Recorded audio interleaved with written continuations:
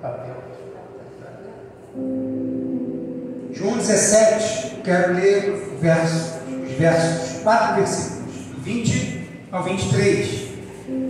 E vai falar de unidade, vai falar de glória, vai falar de comunhão. Você depois vai entender por que todas essas coisas aqui, como elas fazem sentido.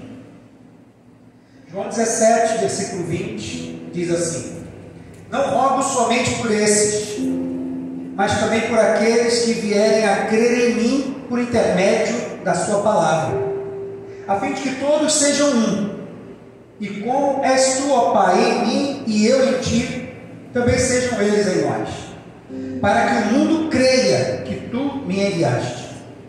Eu lhes tenho transmitido a glória que me tens dado, para que sejam um, como nós o somos, eu neles e tu em mim, a fim de que sejam aperfeiçoados na unidade, para que o mundo conheça que tu me enviaste e os amaste, como também amaste a mim.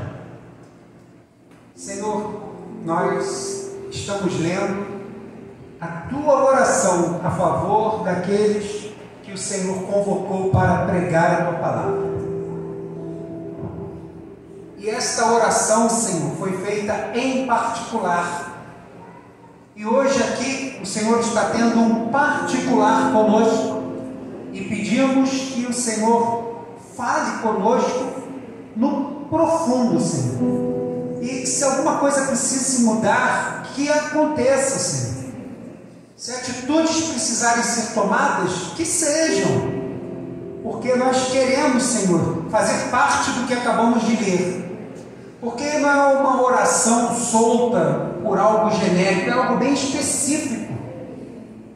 É uma convocação, é algo muito especial que o Senhor propõe aqui. E nós queremos fazer parte disso profundamente. Porque senão, na verdade, não faz nem sentido estarmos aqui como igreja. Por isso peço que o teu Espírito Santo fale conosco nessa noite, através dos exemplos que serão dados, para ajudar a guardar na nossa memória a nossa responsabilidade como cristãos. Assim oramos no nome santo de Jesus. Amém. Pode se sentar. Se você quiser, pode fechar a sua Bíblia. No final, eu vou depois voltar para esse mesmo texto. Vou utilizar esse mesmo texto no final de tudo que vai acontecer.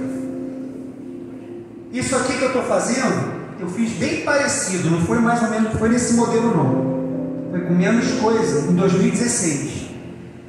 E a psicologia diz que aquilo que você fala, de 100% do que você fala, 5% as pessoas guardam. 5% as pessoas vão guardar. Daquilo que você fala e tem um audiovisual, as pessoas conseguem guardar 15%. Daquilo que você fala, além do recurso visual, tem algo prático, as pessoas conseguem guardar até 45% do que foi falado.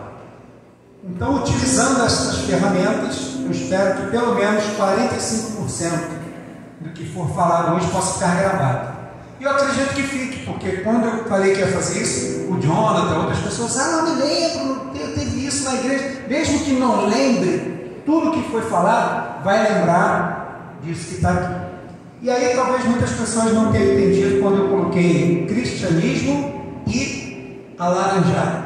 A pastor vai ser laranjado. Pode até ser, no final vai estar sobrando mesmo. Mas a proposta não é essa.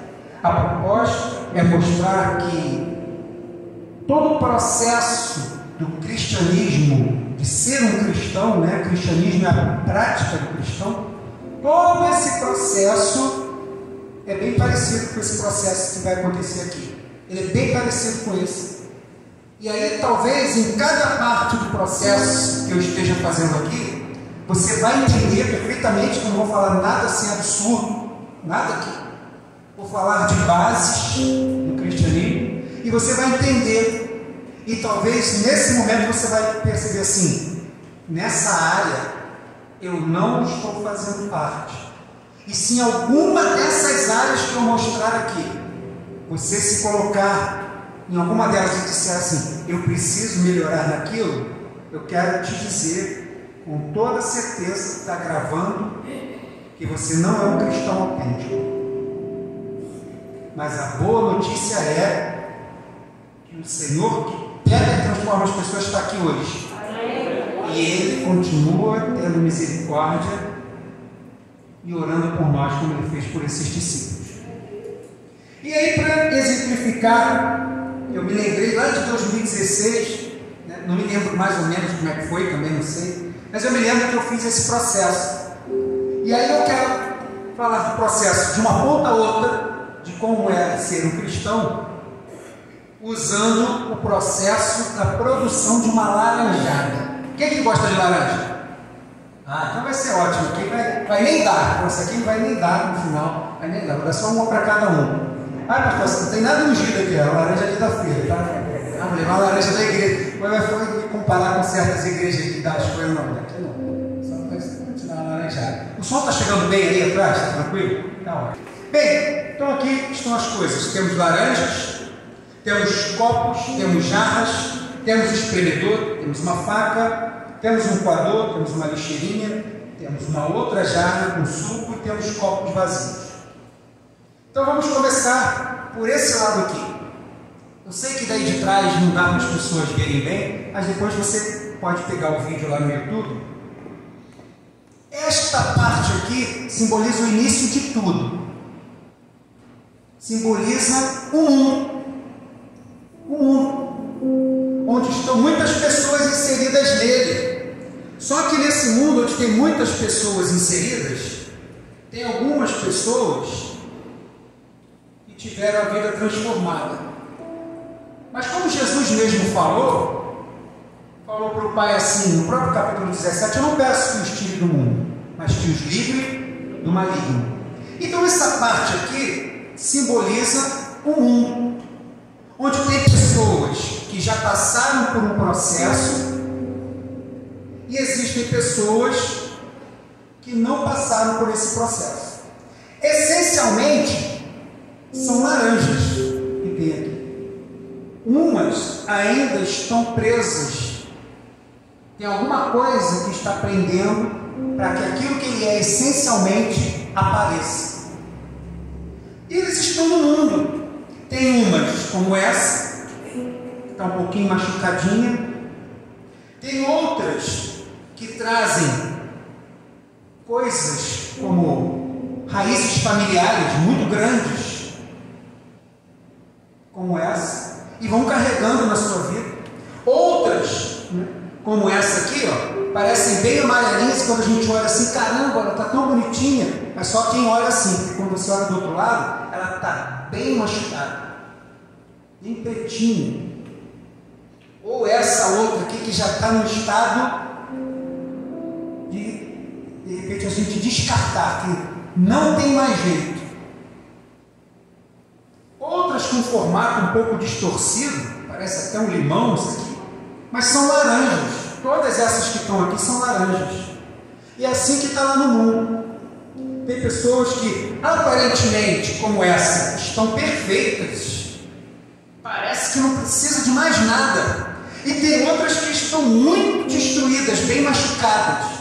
E todas essas pessoas estão lá fora. Mas independente disso, todas essas pessoas, estando machucadas ou não, aparentemente está tudo bem ou não, todas elas precisam de Jesus. Não há ninguém que não precise de Jesus. Não há pessoa humilde ou muito rica que ache que não precisa de Jesus. Todos precisam de Jesus. E como foi pregado quarta-feira, usando o texto de Romanos, capítulo 10, o texto de Romanos, capítulo 10, vai dizer: como essas pessoas ouvirão se não há quem pregue? Porque o Romanos, capítulo 10, versículo 17, vai dizer que a fé vem pelo ouvir a palavra de Cristo. Por isso Jesus deixa aqueles que foram transformados inseridos no mundo. E eles estão aqui, está todo mundo junto. Hoje estamos aqui, mas amanhã a gente está no trabalho, está inserido, está no dia a dia. E está todo mundo junto, essencialmente laranjas. umas transformadas, outras ainda não. E por estarem juntas, essas laranjas vão perceber que, apesar de essencialmente serem a mesma coisa, quando veem um cristão, um ser humano, somos iguais uns aos outros. Mas só que eles percebem uma diferença naquele que é um cristão. Aquele que é um cristão está diferente, porque ele teve uma vida transformada. 2 Coríntios capítulo 5, versículo 17 vai dizer que aquele que está em Cristo é uma nova criatura. E aí ele vai, poxa, está diferente. E aí ele começa a ouvir a palavra de Cristo. Ele vai começar a ouvir a palavra pregada.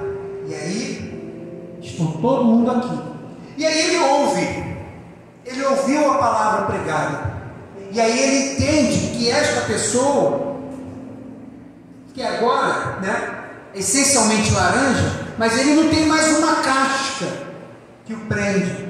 Ele transparece aquilo que o Senhor criou para que ele fosse. Não tem mais essa casca. Ele é totalmente transparente, assim como a igreja de Cristo precisa ser. E aí ele fala assim: eu quero ser da igreja, porque a primeira coisa que a pessoa acha é que ela precisa ser da igreja. Ótimo, isso é o primeiro passo. E aí ele quer fazer parte da igreja. Então essas laranjas vêm e querem fazer parte, e vêm para fazer parte da igreja. E elas estão aqui, dentro da igreja. Mas só que se ficar assim, eles ainda não são como o Senhor quer que eles sejam. Não são. Porque precisa de um processo. Existe uma transformação. Esse pode ser até o primeiro passo, a primeira entrada, o primeiro conhecimento com as coisas de Deus. Mas aqui ainda não existe a unidade perfeita, como Cristo orou para que fosse. Porque os discípulos não iam ser reconhecidos como cristãos ou pequenos cristos. Eles não iam ser reconhecidos pelos milagres que eles faziam. Porque Jesus disse que eles iam ser reconhecidos pela unidade, por serem um. Não somente um com o outro, mas um com Ele, assim como Ele era com o Pai. Então é algo maravilhoso, totalmente espiritual, e um processo que só Ele pode fazer. E aí eles percebem que assim não vai conseguir, eles não vão conseguir. Tem alguma coisa que está faltando ainda. Porque assim eles estão juntos.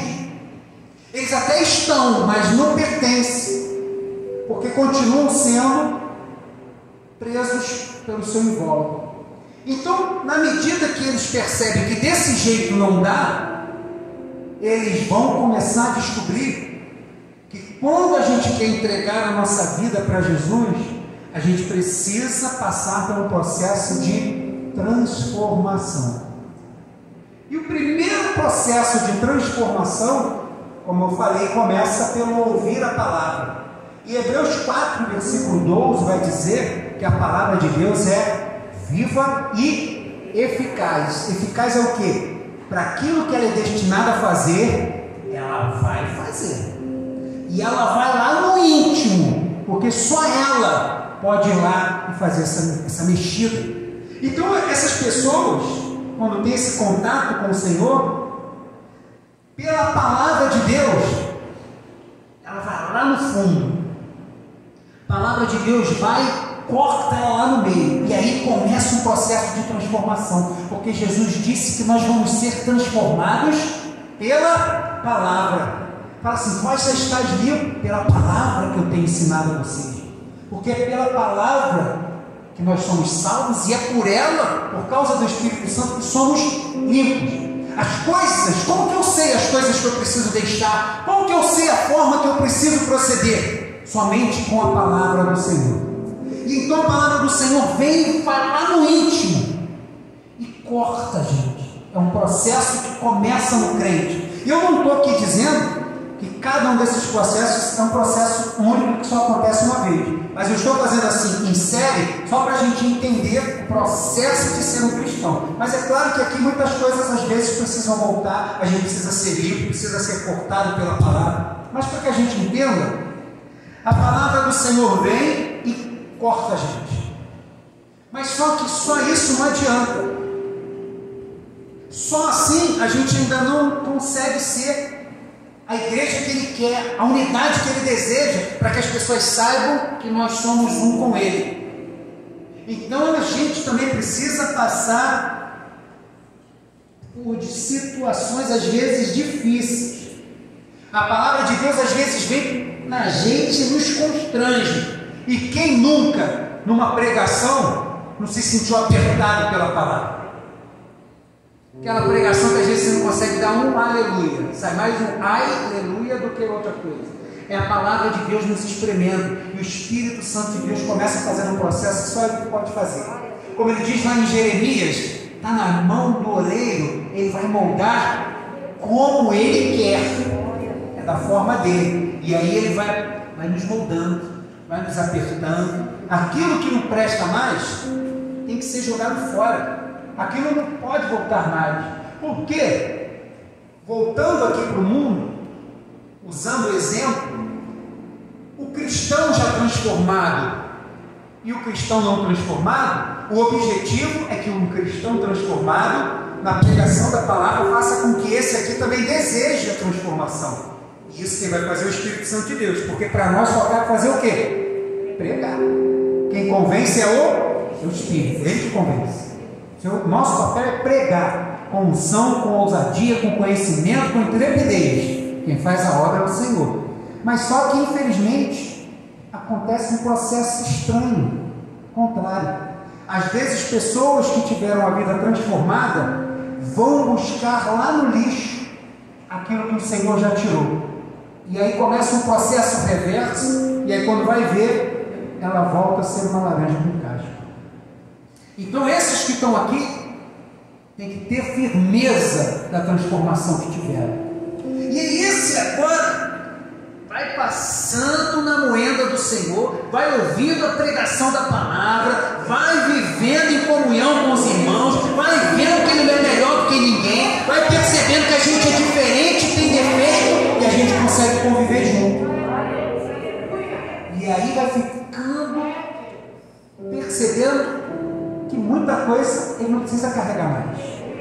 Não precisa mais. E aí, esse processo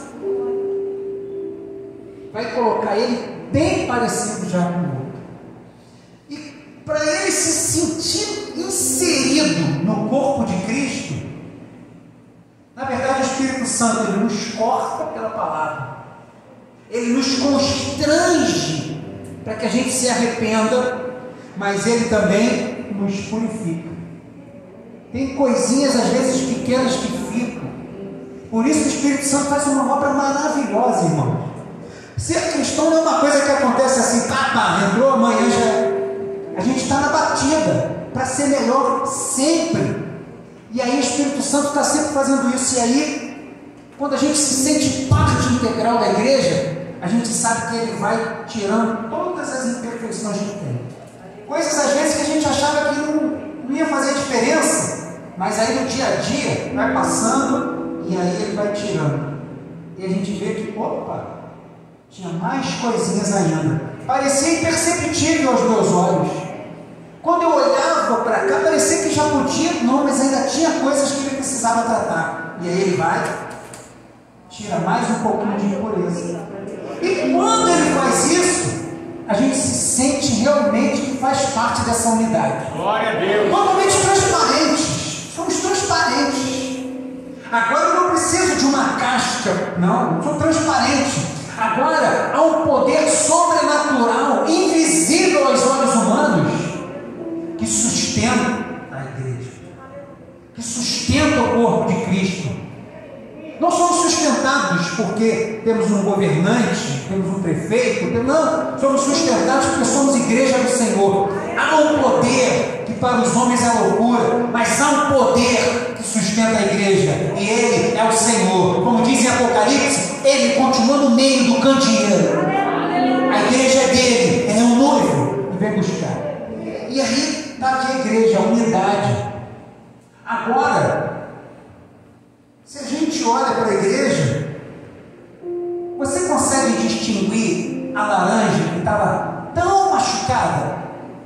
Você consegue distinguir aquela que parecia que não tinha problema? Você consegue distinguir aquela que trazia raízes familiares tão grandes, maldição porque ainda não tinha Cristo, aquelas coisas? A gente não consegue mais. Por quê? Porque passamos por um processo para que haja unidade, não individualidade.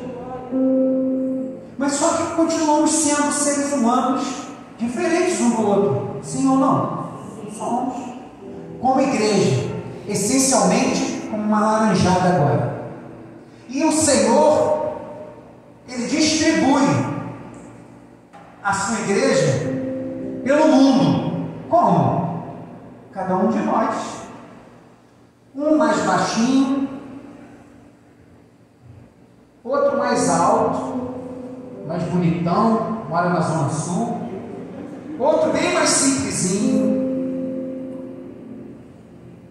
outro que mora ali na Rua Itaucária, outro aqui da Visconde de Saboia, e vai assim. Cada um desses, de alguma forma, transparentes, é uma representação da igreja, aonde quer que ele esteja. E quando a gente chega nesse ponto, a gente pensa assim: ótimo, cheguei no final do processo, pelo menos para que a gente entenda como que as coisas acontecem. E agora, o que acontece quando eu sou um cristão?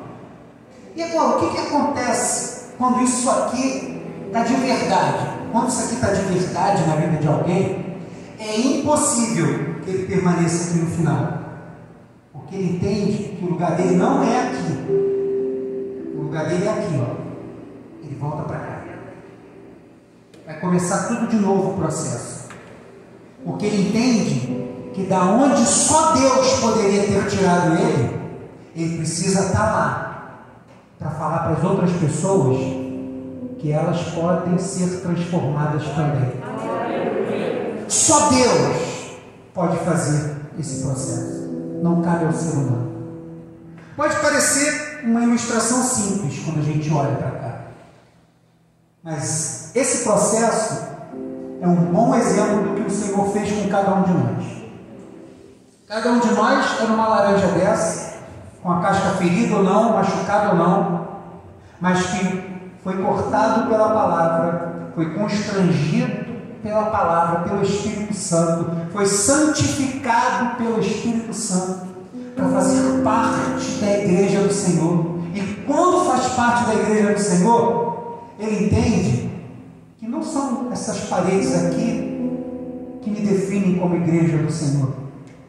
Aqui é um lugar de reunião da igreja do Senhor. O que vai me definir como igreja do Senhor é estar lá no mundo, sendo guardado do maligno, mas estar lá no mundo, para que as outras pessoas olhar e falar assim: por que você é diferente? Por que o seu sorriso é diferente? Por que o seu modo de falar é diferente? As pessoas precisam perceber que há diferença na gente.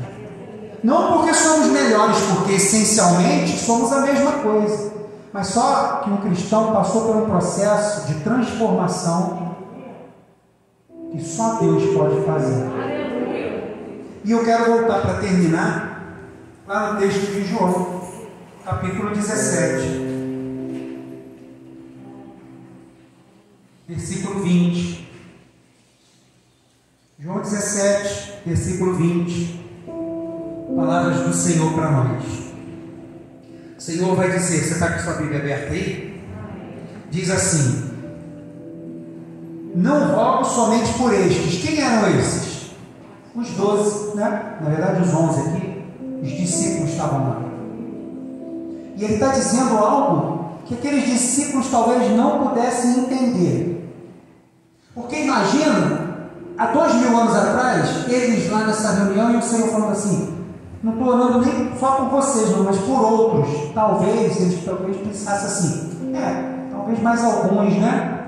eles não conseguiriam imaginar naquela época a dimensão, a distância que o Evangelho ia chegar.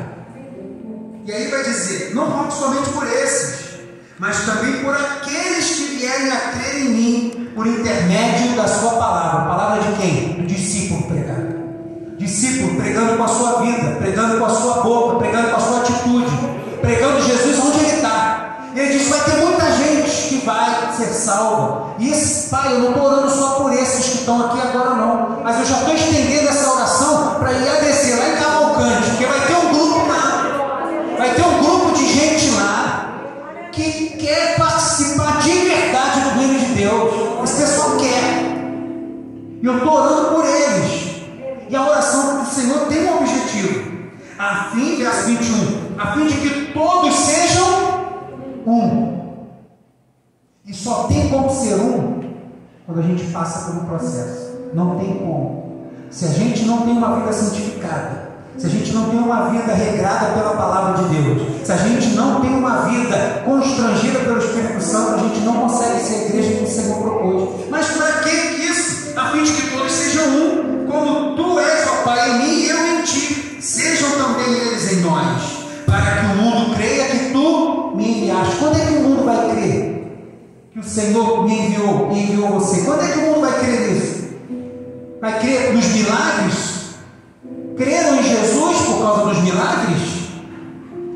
Jesus multiplicou o pão e peixe? Jesus curou muitos e as pessoas creram nele? Ou no final de tudo gritaram, crucificam? Não é pela expressão deste poder, mas é pela expressão da unidade. Porque nisso há uma espiritualidade que a gente não consegue dimensionar.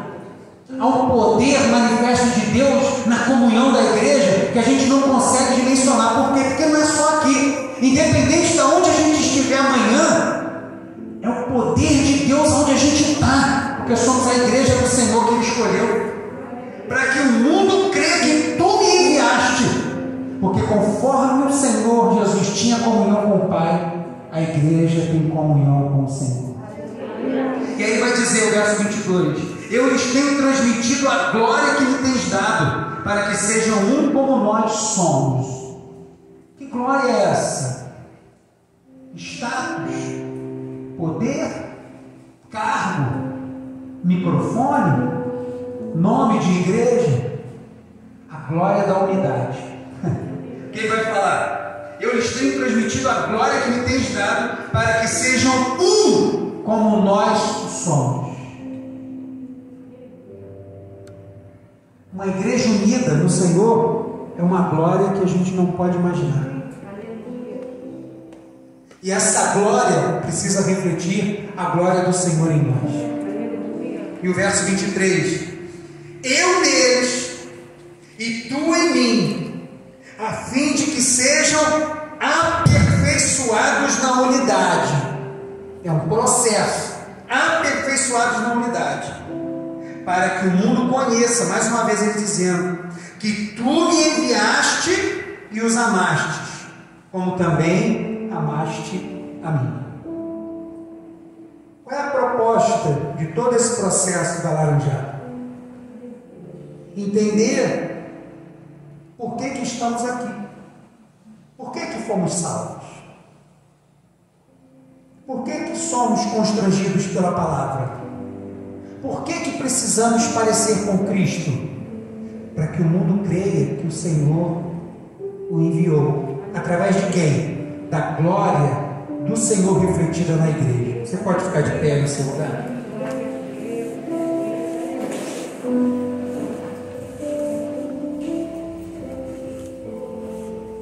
Nós somos a igreja do Senhor Jesus.